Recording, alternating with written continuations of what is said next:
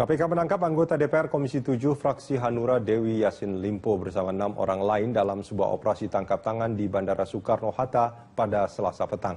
Kita ke gedung KPK untuk mengetahui perkembangan operasi tangkap tangan KPK. Sudah ada reporter Carlos Michael dan juru kamera Muhsin Jalal dari KPK. Carlos, apakah sudah ada konfirmasi resmi dari KPK soal penangkapan Dewi Yassin Limpo kemarin? Iya, Rudi Danu, konfirmasi terakhir yang resmi dari Komisi Pemberantasan Korupsi baru tadi malam, yakni dari PLT Pimpinan KPK atau Wakil Ketua KPK Indrianto Senoaji yang dalam pesan singkatnya, jadi baru melalui pesan singkat yang menyatakan membenarkan bahwa ada sekitar 6 sampai 7 orang yang dijaring dalam operasi tangkap tangan oleh KPK di Bandara Udara Soekarno-Hatta pada pukul 18:45 waktu Indonesia Barat petang kemarin tanggal 20 Oktober dan dikonfirmasi bahwa salah satunya adalah politisi Partai Hanura yang juga sekretaris fraksi Hanura di DPR RI dan juga anggota Komisi 7 DPR RI Dewi Yassin Limpo, dan konfirmasi kebenaran Dewi Yassin Limpo berada di gedung KPK kami dapatkan dari kunjungan beberapa kerabat, yakni petang kemarin maksud kami malam kemarin sekitar pukul 00 di KPK ada 5 orang yang mengatasnamakan rekan dari Dewi Yassin Limpo mendatangi gedung KPK. Salah satunya diketahui dari buku tamu KPK memberikan kartu pengenal anggota Partai Hanura, dan 4 lainnya diperkirakan merupakan rekan atau kerabat dari Dewi Yassin Limpo, dan kelimanya tiba di gedung KPK tadi malam 00:30 waktu Indonesia Barat. Hanya 10 menit kemudian berada di gedung KPK untuk memastikan apakah benar-benar yang terjaring dalam OTT ini adalah Dewi Yassin Limpo, dan kelimanya mengatakan benar bahwa Dewi Yassin Limpo ada di dalam gedung KPK tengah melakukan proses untuk diselidik oleh penyelidik KPK dan belum tahu apakah statusnya saat ini sebagai tersangka atau apa. Seperti itu, Rudi. Ya, Carlos, ini terkait operasi tangkap tangan yang menangkap 7 orang, diantaranya adalah ada Dewi Yassin Limpo. Ini sebetulnya ini terkait kasus apa? Apakah sudah ada keterangan dari KPK mengenai ini?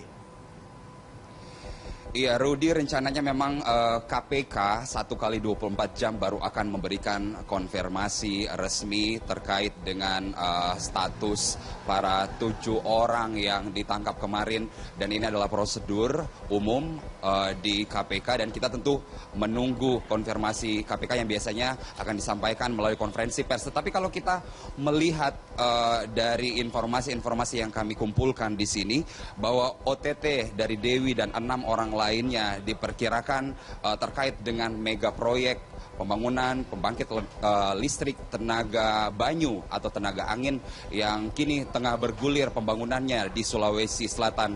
Kita tahu bahwa Dewi adalah anggota DPR RI dari Komisi 7 yang membinangi bidang energi, sumber daya mineral, dan ini terkait dengan apa yang dilakukan dari proyek yang bergulir tadi.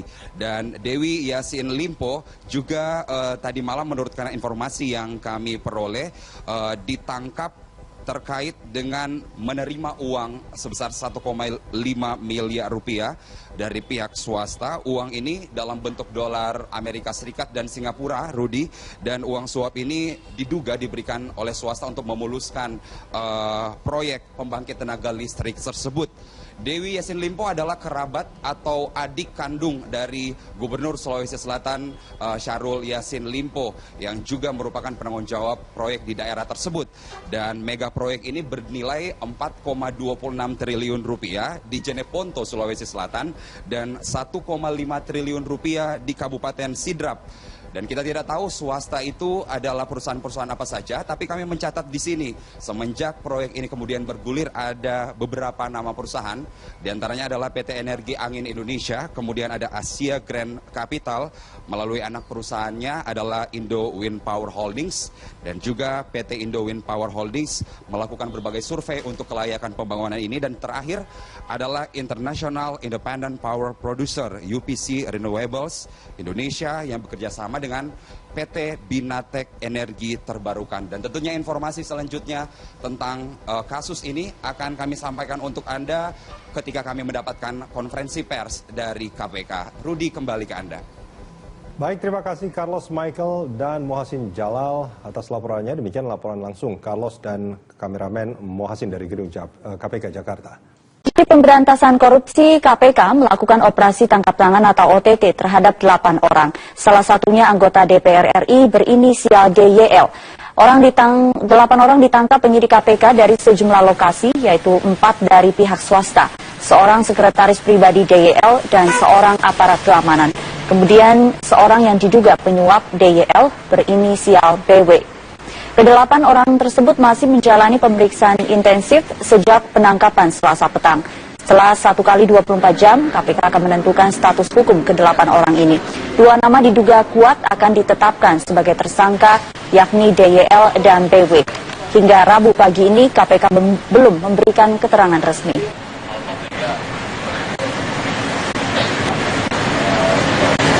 Rabu dini hari, sejumlah rekan DYL diantaranya Wakil Sekjen Partai Hanura, Oktasari Sabil menyambangi KPK. Kedatangannya untuk memastikan benarkah DYL yang ditangkap. Namun mereka tidak diizinkan bertemu dan diminta kembali pagi ini.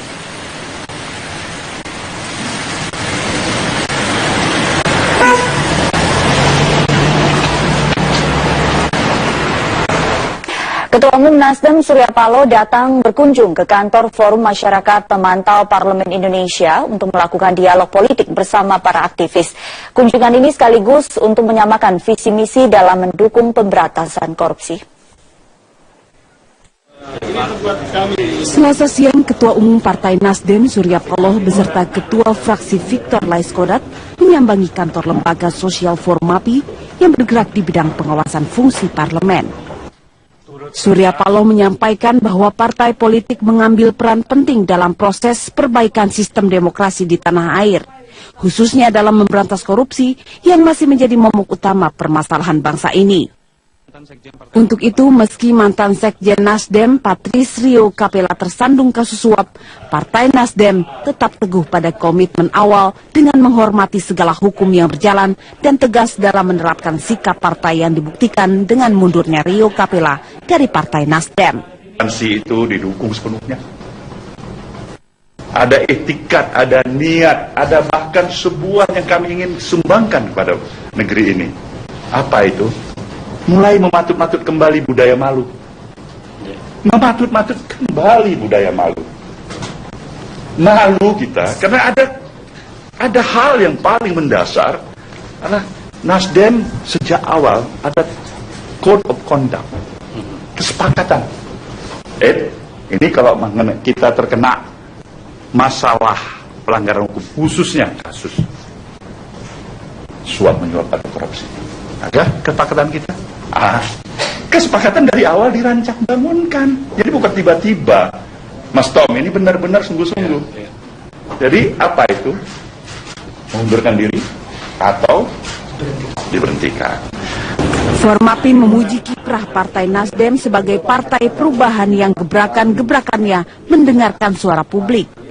Partai Nasdem selama ini menunjukkan keinginan publik dalam berbagai hal. Beberapa gebrakan yang dilakukan oleh Partai Nasdem kita catat betul. Mulai dari tahap pertama begitu DPR bicara soal dana aspirasi, Partai Nasdem sebagai fraksi pertama yang mengatakan kami menolak. Kami mencatat ini satu poin. Apa yang dilakukan oleh Partai Nasdem menurut saya adalah barang yang masih langka terjadi di Indonesia sekarang ini. Partai Nasdem dengan caranya menyelesaikan masalah saya kira akan menjadi contoh bagaimana partai politik itu seharusnya dikelola. Salah satu prinsipnya harus transparan. Salah satu yang lain adalah patuh pada aturan yang dibuat sendiri oleh partai itu. Formapi juga mengapresiasi langkah Partai Nasdem dalam memegang konsensus mendukung pemberantasan korupsi. Contoh paling nyata ditunjukkan oleh Patrisrio Capella yang dengan sukarela langsung menyatakan mengundurkan diri dari keanggotaan partai dan jabatannya di partai sekaligus mundur dari DPR. Sedangkan Gatot Pujo Nugroho meski sudah menyandang status tersangka sudah lama, namun hingga saat ini Gatot belum mengundurkan diri dari kursi Gubernur Sumatera Utara dan masih aktif tercatat sebagai politikus PKS. Mantan Sekjen Partai Nasdem Patrisrio Capella mengajukan pra-peradilan atas penetapannya sebagai tersangka suap dana bantuan sosial.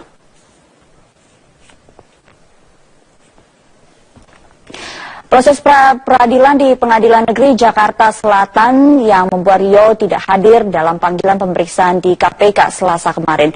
Surat ketidakhadiran Rio disampaikan kuasa hukumnya Magdir Ismail ke kantor KPK.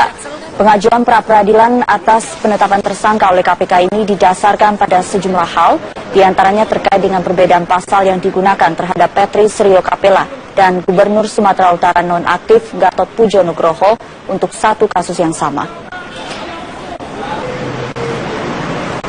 Pengadilan Negeri Jakarta Selatan membenarkan Patrisrio Capella mengajukan gugatan pra-peradilan melalui kuasa hukumnya Magdir Ismail pada Senin lalu. Pihak Rio menganggap penetapan tersangka tidak sah. Berkas pengajuan gugatan masih dipelajari sebelum penunjukan hakim untuk persidangan. Sebelumnya KPK menduga Rio menerima uang 200 juta rupiah dari Gubernur Sumatera Utara nonaktif Gatot Pujo dan istrinya Evi Susanti melalui teman Rio Capella bernama Francisca di salah satu restoran di Jakarta Pusat.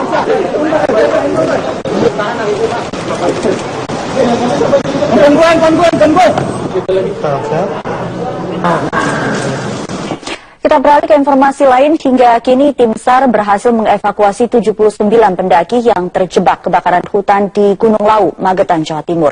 Sementara itu jenazah seorang pendaki Gunung Lawu sudah diserahkan ke pihak keluarga. Para pendaki tersebut selamat karena melewati jalur aman yaitu Cemoro Kandang, Gunung Lawu, Magetan, Jawa Timur. Sebelumnya 17 KTP ditemukan tertinggal di pos Cemoro Kandang. 15 KTP sudah diambil pemiliknya dan 2 pemilik KTP dikonfirmasi selamat. Hingga kini tim SAR gabungan dibantu masyarakat masih menyisir pos 2 hingga pos 4 Cemoro Sewu, Gunung Lawu yang diduga merupakan titik hilangnya pendaki.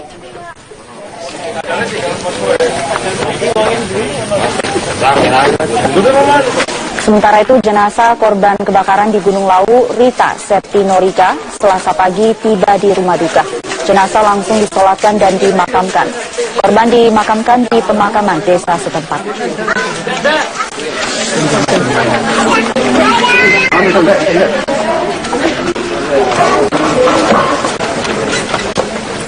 Kebakaran hutan di Gunung Lawu, Magetan, Jawa Timur semakin meluas hingga ke pos 1 jalur pendakian Cemoro Sewu. Tim akan melakukan upaya pemadaman dan lokalisasi kebakaran pagi ini. Untuk informasi selengkapnya kita bergabung dengan Eva Wondo di Gunung Lawu. Eva, bagaimana skenario pemadaman oleh tim gabungan hari ini? Ya Sumi, fokus yang akan dilakukan oleh tim gabungan hari ini adalah pemadaman dan juga lokalisir untuk meminimalisir kebakaran yang terjadi di jalur pendakian Cemoro Sewu, Gunung Lawu, Magetan, Jawa Timur. Ini dilakukan karena memang kebakaran semakin meluas hingga ke pos 1 Cemoro Sewu, Gunung Lawu, Magetan, Jawa Timur. Padahal sebelumnya titik api terkonsentrasi di pos 3 dan juga pos 4, namun kini telah membakar pos 1.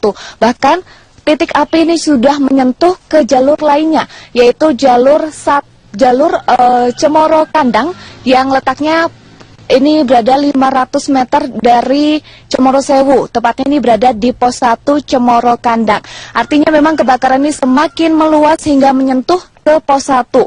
Dan terkait dengan kebakaran yang semakin meluas, Perhutani Kesatuan Pemangku Hutan Lawu akan menyiagakan 200 personil pemadaman api. Sejak proses pemadaman api dan lokalisir api sudah dilakukan oleh tim dengan membuat sekat-sekat bakar. Ini dilakukan untuk melokalisir kebakaran.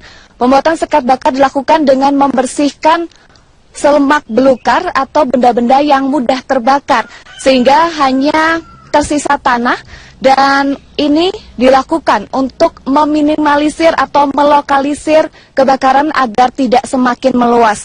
Sementara itu terkait dengan hasil penyisiran yang dilakukan sejak kemarin, ini hasil penyisiran yang dilakukan oleh tim SAR gabungan kemarin berhasil menembus pos 3 hingga ke pos 5.